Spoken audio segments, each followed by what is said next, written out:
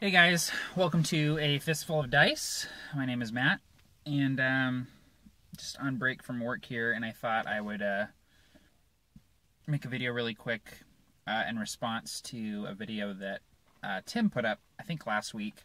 It was last week or the week before, about DM/GM strengths and weaknesses, and a couple other people have put out responses to this as well. And the way I'm going to kind of formulate it, because I've kind of been thinking about it, and I realized that as a DM, as a GM, as someone running a game, I am not particularly great or awful at anything really. I'm more of kind of a balanced, in the middle type, just solid GM. So how I'm going to kind of formulate it is like things that I'm good at and the downsides of those things, if that makes sense. Instead of just being like, this is good, this is bad. More of like here's some things that I do, here's the upside, here's the downside. So that's how I kind of like to think about it, because, everyone runs games differently, and, there's not necessarily a wrong way to do things. I mean, I think there's a wrong way to do things, but in the grand scheme of things, there's not really a wrong way to game. So, things that I do or do well or like to do for my games, I feel like I am a GM who is always aware of the temperature at the table. I always try to pay attention to people's facial expressions, body language, what they're doing at the table, if they look bored, if they look frustrated, if they haven't spoken up for a while. And I'm pretty good at sort of dealing with those sorts of issues. And if I notice that someone at the table has been kind of sitting quietly for a while, I'll call them out. And not like in a, hey, you haven't spoken for a while, what's the deal? But more of just like a, hey, what is your character up to? What are you doing right now? How are you reacting to all this? Because maybe it's that they're bored, or maybe it's that they don't feel comfortable at the moment speaking up. Maybe somebody else, maybe, one or two other people at the table are kind of dominating the conversation, and that happens, and it's fine. But, I feel like it's my job as a GM to kind of pull those people out if they're sort of shelling up, you know what I mean? The downside of that is that I can get a little preoccupied with how people are feeling about the game. And it's not that I necessarily worry, oh, are they having fun? Are they enjoying themselves? I used to have that problem a few years ago where I would just worry the entire session about, if people were having fun and stuff like that. And, I sort of came to realize that as long as I was having fun, usually the players have fun too. As long as you're having fun with it, keeping it light, making sure everyone's getting their time, people tend to have fun. And if they don't, then it's more of a not your problem type thing. If it's beyond your control is what I mean. But what I tend to do is I tend to worry about it a little bit too much during the game, where, it can distract me a little bit from the story, from plot hooks, things like that, where I'm like, man, that guy hasn't really spoken in a while. I hope he's having a good time. I kind of try to focus on that a little bit. So I suppose it's less of a, I worry about the players too much, and more of like a, sometimes I don't multitask very well between the meta game and the micro. You know what I mean? Or like the macro and the micro is what I mean to say. Sometimes I can focus a little bit too much on the micro and I forget the macro. Something else that I do a lot that I think adds to the game is that I'm very good with ambiance and tone and props, extra things, gaming, those little extra things that kind of add something to the game but aren't completely necessary. Music, handouts, props, visual aids, miniatures, maps, things like that. I'm really into using those things not as crutches, but as game enhancing tools. You know, music is, I talk about this so much, but I think music is huge.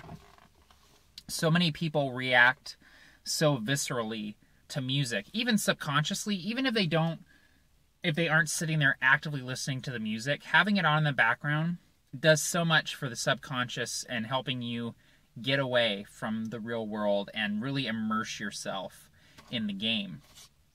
So music is huge. And I like props, I like handouts. You know, if there's a puzzle that I could potentially do a little handout for, I'll try to do that. You know, I've been known to put together some 3D terrain from time to time. Not so much anymore because I don't really have time, but, you know, making sure I have the right map. And if I don't, I'll draw one. Things like that. Minis too. If I have a specific mini in mind, I've printed stuff out before to use as a mini just so I have the right one, you know. But the downside of that is that I feel like like the thing I was talking about before, I can get too focused on it. I can get too focused on the ambiance, and I kind of drift away from the main point of the game. You know, because I'm thinking too much about, like, man, is this scene correct? Am I getting the tone right here? Am I setting the mood correctly? And I think that's the writer in me, where I worry about, you know, are all of the senses being not stimulated, but like, are they being seen to? Have I adequately described the sights and the smells and the sounds of this location? Have I got the right voice for this NPC? Am I adequately mimicking his mannerisms and his body language? Is this music appropriate for this scene that I've got going here, you know? And I can focus on that a little bit too much, where, you know, all that stuff, the voices, the miniatures, the maps, the music, all of that stuff doesn't make the game. But it does help. It does help with immersion and having a fun, immersive experience. So I tend to get a little hung up on that kind of stuff sometimes, and I try to be better about it.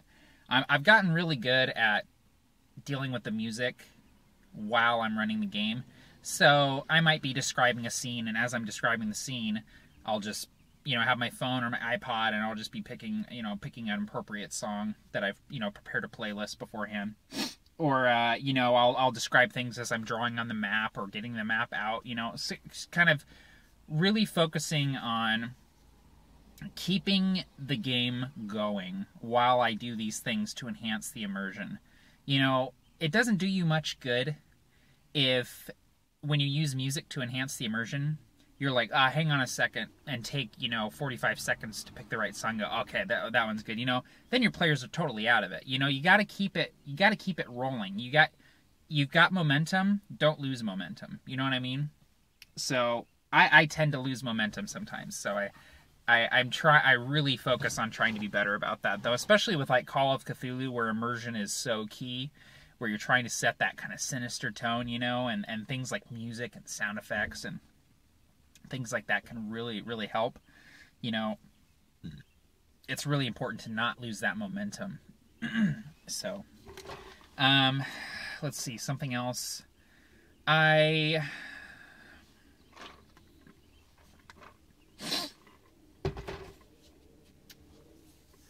really struggle with keeping things simple. And I've gotten better about this lately, but it's really cool sometimes to have these complex plots, these intrigue plots that have, you know, lots of different characters and factions and things going on, you know, betrayals and twists and all these things, you know, and it's sort of this Game of Thrones mentality where you're like, I gotta keep them guessing. I have to have something where they don't know what's going to happen.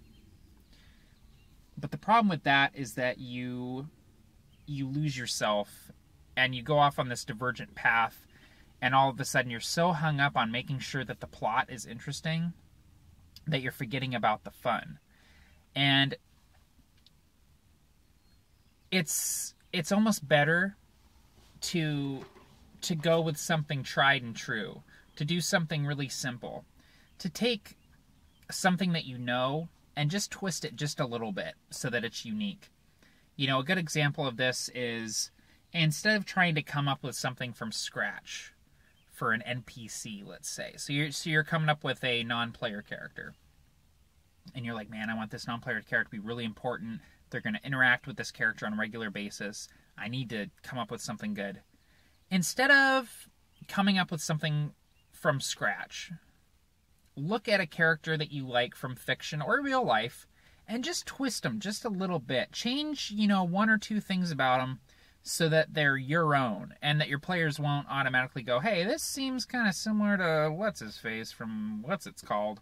You kind of... Oh, geez, I got cottonwood flying in the window here. I'm allergic to it.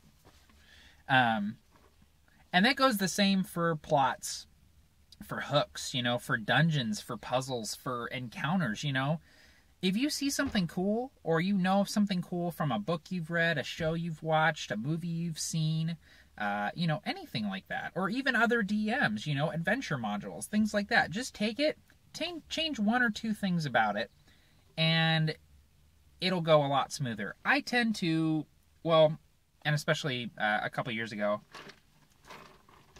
I tended to really want a lot of intrigue and twists and turns in my plots.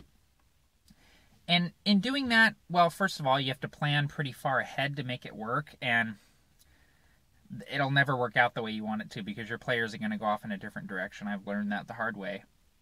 But the other thing is that it's more difficult to run. Like, don't make your job harder than it needs to be. You know what I mean? Like, if you were actually at your job and you had a task ahead of you, and you could either do it this difficult way or you could do it this easier way, and the end result would be pretty much the same, you'd want to go with the easier route, right?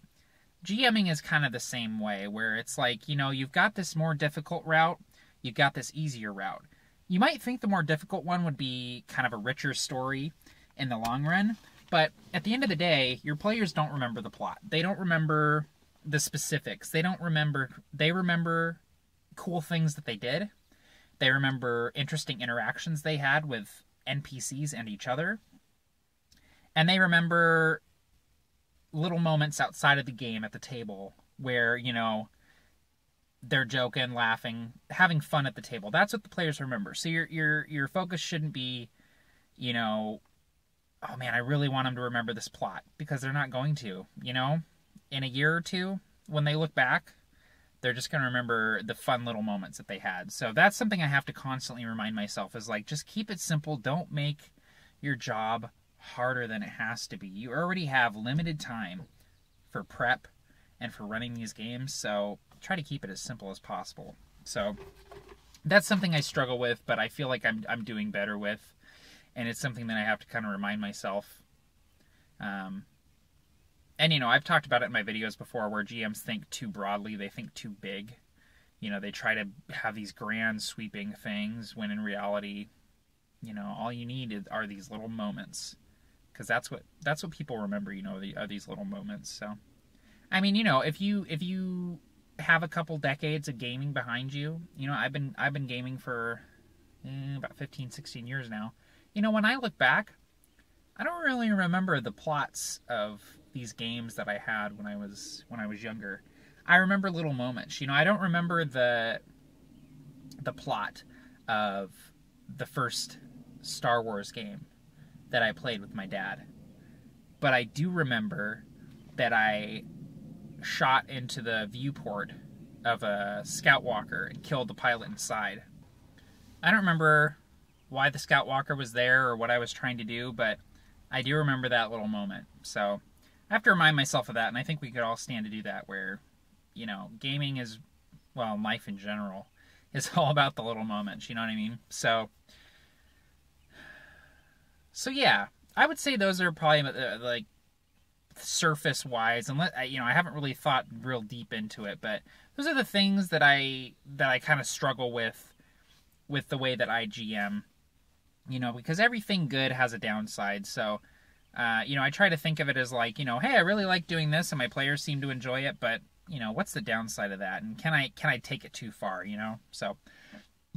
Anyway, that's going to be it from me, guys. There'll be a link down below to Tim's original video, so if you'd like to make a video response, you can just follow that. And yeah, that's going to be it from me, guys. So take care and happy gaming all.